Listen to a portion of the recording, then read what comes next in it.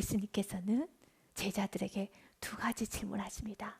첫 번째 질문은 사람들은 인자를 나를 누구라 하느냐라고 질문합니다. 예수님께서 빌립보 가이사랴 지방에 이르러 제자들에게 물어 이르시되 사람들이 인자를 누구라 하느냐. 그때 제자들이 서로 앞다투어 말하기 시작합니다. 예수님, 어떤 이는 세례 요한이라고 합니다.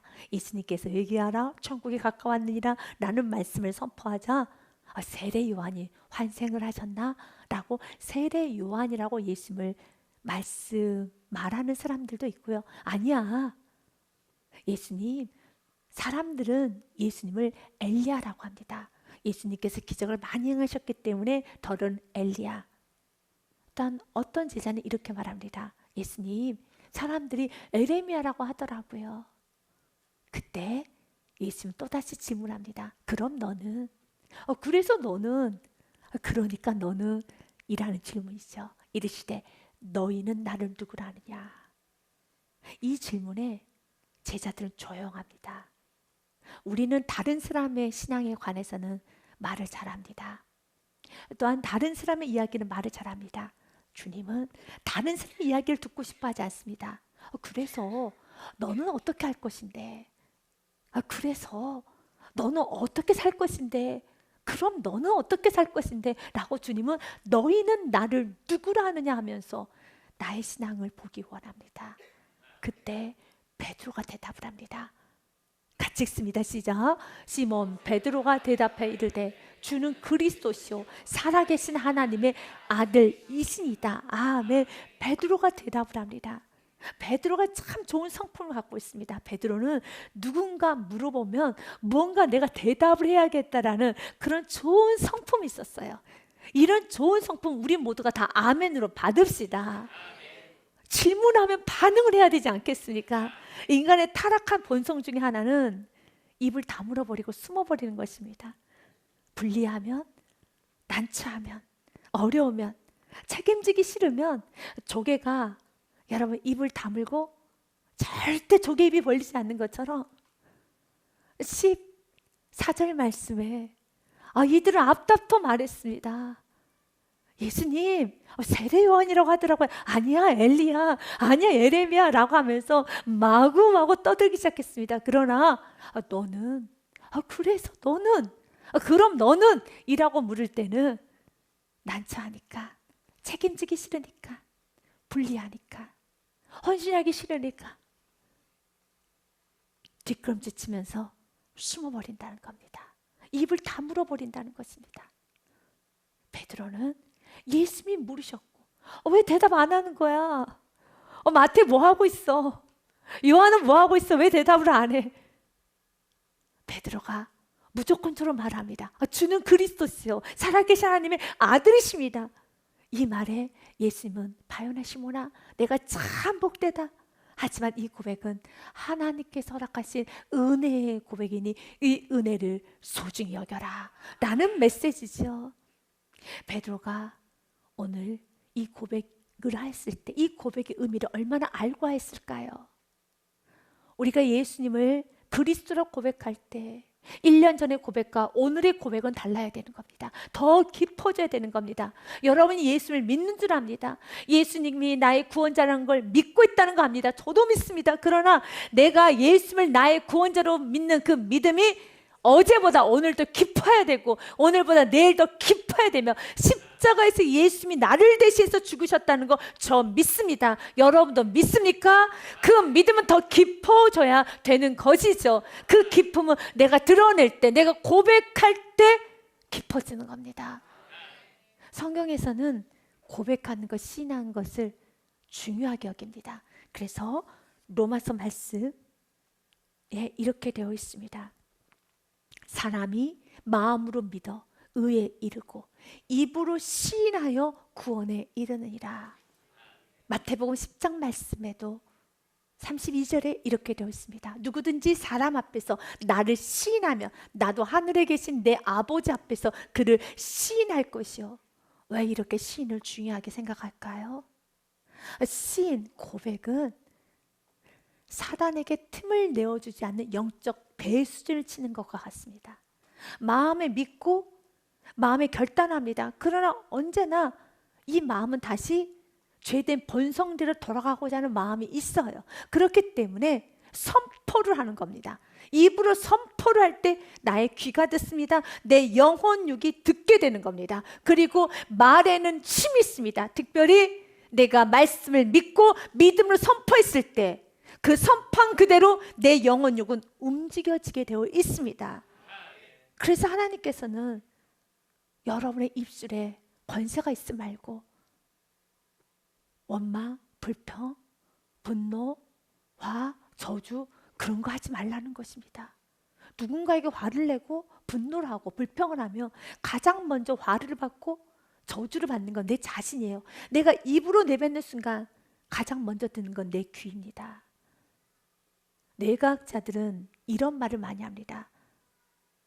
언어의 중추신경계가 모든 신경계를 다 지배한다는 말이 있습니다. 우리가 보고 듣고 느끼는 이 모든 신경은 언어의 지배를 받는다는 것이죠. 그래서 어떤 언어를 쓰느냐에 따라서 내 몸이 반응을 한다는 것입니다. 내 몸이 움직여 간다는 겁니다. 내 감정도 움직여 합니다. 그래서 때로는 내 감정과 상관없이 입술로 감사합니다 라고 선포를 하면 내 몸이, 내 감정이 감사로 전향이 돼가요. 이것은 뇌 신비기도 합니다. 코이케 류노스케가 썼던 생각 버리기라는 그 책에 이렇게 쓰여져 있습니다. 푸념이나 험담을 하면 일순간 쾌감을 느끼는 것 같지만 사실 부정적인 말에는 분노란 독소가 포함되어 있기 때문에 결국 불쾌한 감정과 스트레스를 받을 수밖에 없다. 그러니 자기 자신을 위해서라도 부정적인 말은 입에 담지 않는 것이 좋다라고 합니다. 세상에서도 부정적인 말, 원망, 불평하지 말라는 것이죠. 그러나 성경은 원망, 불평 안 하는 게 좋아라고 말하는 것이 아니라 금하고 있습니다. 원망하지 말아라 라고 금하고 있습니다. 고린도전서 말씀에 보니 10장 말씀에 하나님의 사람들이 왜 무너졌느냐, 왜 이스라엘 백성들이 멸망하였느냐, 원망 때문이지 기억하라는 것입니다.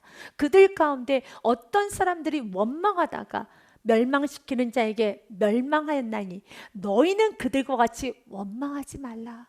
왜 이스라엘 백성들이 원망하게 되었습니까? 하나님을 놓아버렸기 때문에, 하나님에 대한 믿음을 놓아버렸기 때문에, 하나님 베푸신 은혜를 잊어버렸기 때문에 원망하는 거죠. 그래서 우리 삶 가운데 원망이 끊어지기 위해서는 다시 예수님을 주님이라 고백하고 예수님을 그리스도라 고백하며 신앙을 견고히 세워야 되겠습니다. 너희는 그들과 같이 원망하지 말라. 11절 말씀해 보니 그들에게 일어난 이런 일은 본보기가 되고 또한 말세를 만난 마지막 때를 살아가고 있는 바로 우리들을 깨우치기 위하여 기록되었느니라 라고 성경은 말하고 있습니다. 여러분, 이 말씀은 12절의 말씀으로 이어집니다. 같이 읽습니다. 시작. 그런즉 선줄로 생각하는 자는 넘어질까 조심하라. 아멘.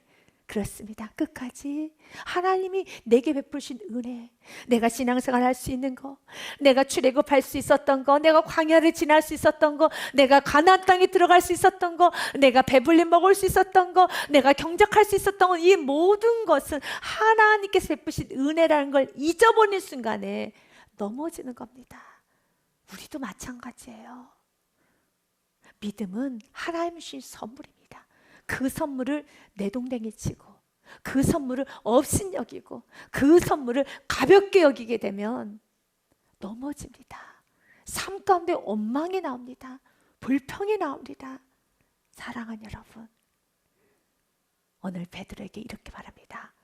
베드로가 고백했던 주는 그리스도시요 살아계신 하나님의 아들이십니다 라는 이 놀라운 고백은 시몬 베드로가 대답하여 이르되 주는 그리스도시요 살아계신 아들이십니다 라고 베드로가 대답하였지만 17절 말씀에 예수님은 베드로라고 하지 아니하시고요 뭐라고 말합니까? 예수님께서 대답하여 이르시되 바요나 시몬아 내가 보기 있도다. 이를 내게 알게 하니는 혈육이 아니요 하늘에 계신 내 아버지니라. 이 은혜 주 하나님을 꼭 붙잡고 은혜로 시작했으면 은혜로 마무리하고 은혜로 나아갈 수 있는 이 은혜를 삼으며 나아가야 되겠습니다. 주님께서는 말을 합니다. 이것은 은혜라는 겁니다. 이렇게 바른 신앙 고백을 할 때 하나님 우리에게 두 가지 축복을 주십니다. 18절 말씀해 보니 세우는 축복, 내가 이 반석 위에 교회를 세우리니. 또한 19절 말씀해 보니 천국 열쇠에 관한 축복을 허락하여 주십니다. 내가 천국 열쇠를 내게 주리니 라고 하면서 천국 열쇠의 축복을 주십니다. 이 복을 받기 원하십니까? 받아야 합니다. 이 모든 축복을 받는 것은 16절의 고백만 하면 됩니다. 베드로가 예수님을 향해서 먼저 주라고 고백합니다. 주는 주님, 마스터. 예수님은 나의 주님이십니다. 내가 주인이 아니라 예수님이 주인이십니다. 예수님을 주인 삼고 살아가면 나의 삶에 두려움이 사라져요. 무서움도 사라지고 낙심, 원망, 불평 하지 않습니다. 내가 주인이 되어 살기 때문에 두려운 겁니다. 내가 책임져야 되고 가정의 주인도 나고 인생의 주인도 나고 사업적인 주인도 나라고 생각하기 때문에 그렇게 두려운 거예요. 걱정이 많은 거예요. 내 뜻대로 되지 않으면 원망하게 되고 낙심하게 되고 불평하게 되고 내 뜻대로 잘 되면 교만해지고 거만해지고 자만해지고. 주님은 내가 주인 되어 사는 것이 아니라 예수님을 주인 삼고 수고하고 무거운 모든 짐을 주님께 내어드리고 나에게 참 주인이 있음을 알고 그분께 맡기고 나는 그분의 뒤를 따라가는 겁니다. 그분의 대인이 되어서 사는 것입니다. 유럽 중세 기도원에 적혀놓았던 글, 여러분이 잘 아는 글일 것입니다. 너는 나를 주라고 부르면서도 나를 주인으로 모시지도 않고 너는 나를 진리라고 하면서도 내게 배우지 않았고 너는 나를 빛이라 하면서도 나를 바라보지 않았고 너는 나를 길이라고 하면서도 나를 따라오지 않았고 너는 나를 능력이라고 하면서도 나를 의지하지 않았고 너는 나를 응답이라고 하면서도 내게 기도하지 않았느니라. 그러니 너는 너의 삶이 가난하더라도 나를 원망하지 말아라. 어떻습니까? 저는 굉장히 마음에 찔립니다. 사랑하는 여러분, 먼저 고백해야 됩니다. 예수님을 주인으로 고백해야 됩니다. 예수님을 주라 고백하는 자에게 예수님은 복이 있다 하십니다. 또한 예수님을 그리스도라고 고백하셔야 됩니다. 그리스도란 뜻은 기름 부음 받은 자라는 뜻을 가지고 있습니다. 구약에서는 왕이 되었을 때 선지자에게 제사장들에게 기름을 부었어요. 예수님은 왕이십니다. 내가 왕이 되어 사는 것이 아니라 예수님이 통치자, 다스리는 분, 왕이십니다. 그래서 우리의 관계, 우리의 가정에, 우리의 모임에 진정한 왕이 있음을 알고 두렵고 떨림으로 나의 언어, 행동, 나의 결정을 하셔야 되겠습니다. 왕이 있음을 아셔야 되는 겁니다. 너와 나 사이에 왕이 존재함을, 그분 앞에서, 왕 앞에서 살아야 되는 것입니다. 내가 왕이 돼서 군주가 되어서 내가 사는 것이 아니라 왕이 있음을 인식하고 살아가는 겁니다. 예수님이 왕이십니다. 나의 왕이십니다. 나에게 왕이 있습니다. 여러분, 그 왕이 있을 때 때로는 두렵기도 하지만 나에게 나를 아는 왕이 있다라는 것은 우리의 인생을 각오 담대하게 만들어주지요. 여러분을 받쳐주는 왕이 있습니다. 여러분을 진두지휘하는 왕이 계십니다. 또한 예수님은 선지자이십니다. 선지자가 말씀을 선포할 때 죽었던 영혼도 살아나고 무너졌던 성벽도 세워지고, 여러분, 소망 없는 악을 골짜기 같은 모든 인생들이 다 살아났던 것처럼 예수님은 말씀이십니다. 말씀이 선포될 때마다 모든 것 다 살아납니다. 그렇다면 우리는 예수님을 그리스도라 고백하는 것은 이제 그 말씀에 우리는 순종하며 나의 삶을 통하여 말씀이 그대로 전달될 수 있도록, 나의 삶이 말씀에 그대로 심겨질 수 있도록 나의 삶이 말씀이 되어야 되는 것입니다. 내가 말씀의 기준이 돼서 적당히 내가 살아가는 것이 아니라 내가 살고 싶은 말씀만 살고 내가 적당한 기준을 가지고 살아가는 것이 아니라 예수가 그리스도 말씀이시기 때문에 내가 말씀이 아니에요. 나의 생각과 나의 감정이 말씀이 아니라 예수님이 말씀이세요. 그렇기 때문에 그 말씀의 기준을 명확하게 하고 사는 것입니다. 이렇게 나는 말씀대로 살리라. 내가 생각, 나의 감정에 내가 만든 말씀이 아니라 예수님이 말씀이십니다. 나는 그 말씀대로 살아가리라. 나는 주는 그리스도시오라고 고백을 할 때 복이 있습니다. 또한 주님은 제사장이십니다. 진짜 대제사장이십니다.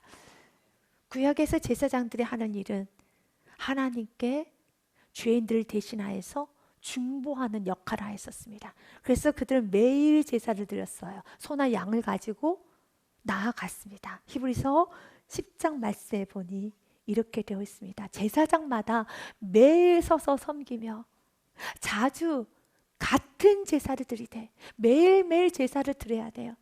어제도 소를 가지고 오고 오늘도 소를 가져오며 내일도 소를 가져와야 되지만 이 제사는 언제나 죄를 없이 하지는 못하는 제사입니다.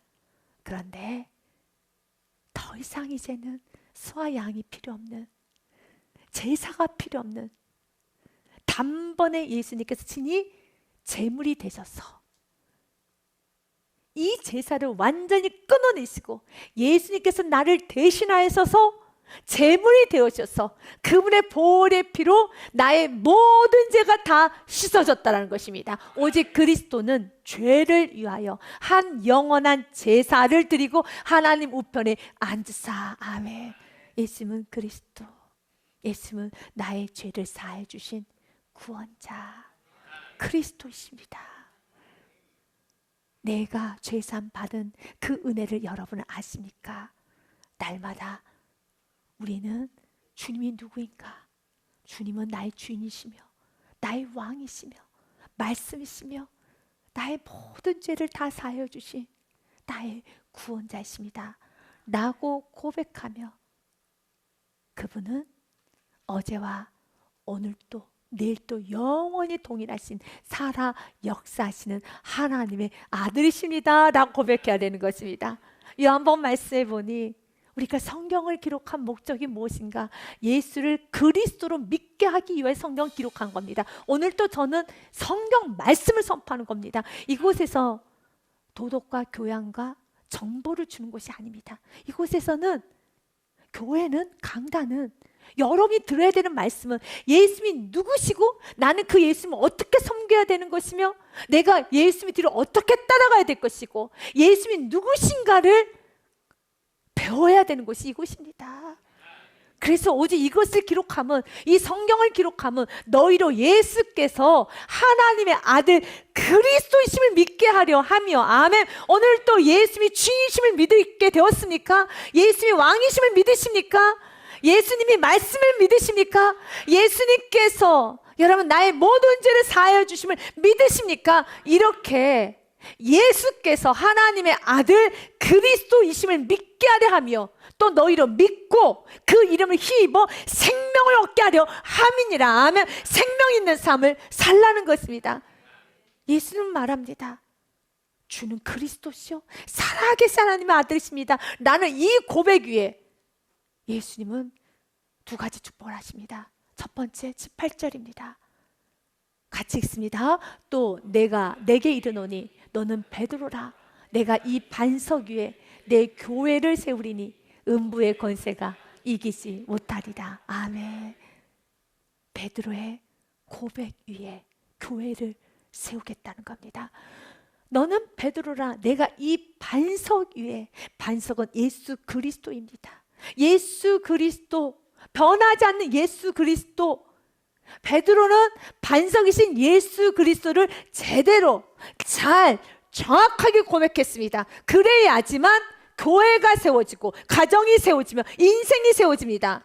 다 예수 믿죠. 우리나라는 3분의 1이 기독교라고 합니다. 그러나 베드로처럼 반석이신 예수 그리스도를 제대로 고백하셔야 되는 겁니다. 그래야지만 세워지는 것이고 음부의 권세가 이기지 못하는 겁니다. 사단이 역사하지를 못합니다. 그렇다면 지금 내가 나의 영혼이 무너져가고 나의 가정이 흔들흔들거리고 있으며 사탄이 역사하는 것 같다, 사탄이 지금 틈을 탔다라고 생각이 들 때 어떻게 해야 됩니까? 다시 신앙의 고백을 제대로 하며 나의 신앙을 점검해야 되는 겁니다. 내가 예수님을 지금 주인으로 모시고 있는가? 우리 가정 예수님의 주인이, 예수님이 우리 가정의 주인이신가? 내가 예수를 왕으로 모시고 있는가? 구원의 감격은 있는가? 순종의 삶을 살고 있는가? 지금도 살아 역사하신다는 확실한 믿음을 가지고 살고 있는가? 라는 자신의 신앙을 점검해야 되는 겁니다. 이렇게 신앙이 단단해질 때 반석이신 예수 그리스도를 정확히 고백하며 나의 삶 가운데 살아나가기 시작할 때 영혼은 세워지고 교회가 세워지고 가는 곳마다 세워지며 음부의 권세, 악한 사탄 마귀가 틈타지 못하는 겁니다. 또한 두 번째 19절 말씀해 보니 천국의 열쇠를 주신다고 하셨습니다. 천국을 들어가는 열쇠입니다. 천국을 들어가는 열쇠가 무엇입니까?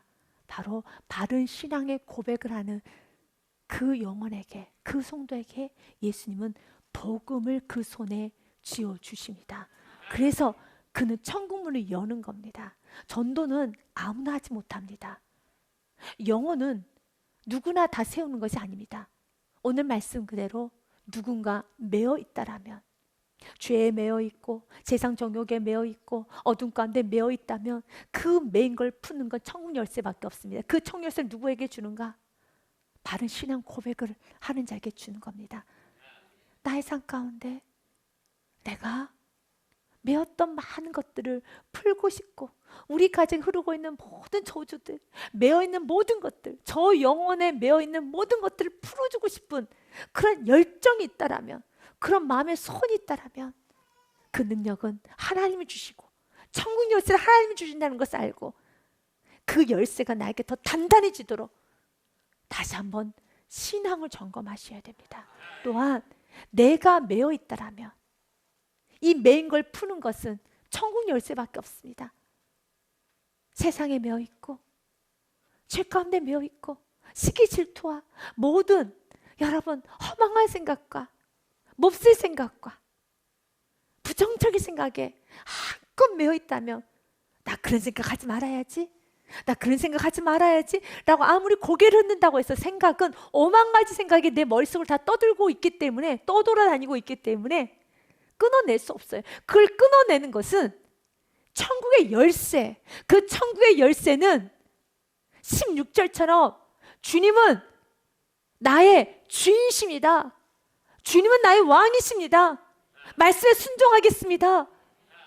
죄사함에 구원에 감격하며 살겠습니다. 믿음으로 살겠습니다 라고 고백하며 살아갈 때 매었던 모든 것이 풀어지는 겁니다. 주님이 주시는 축복입니다. 이렇게 주는 그리스도시요 살아계신 하나님의 아들이십니다 라고 고백할 때 내가 천국 열쇠를 내게 주리니 내가 땅에서 무엇인지 매면 하늘에서도 매이지만 내가 땅에서 무엇인지 풀면 하늘에서 풀리리라. 아멘. 기도의 영권을 받기 원합니까?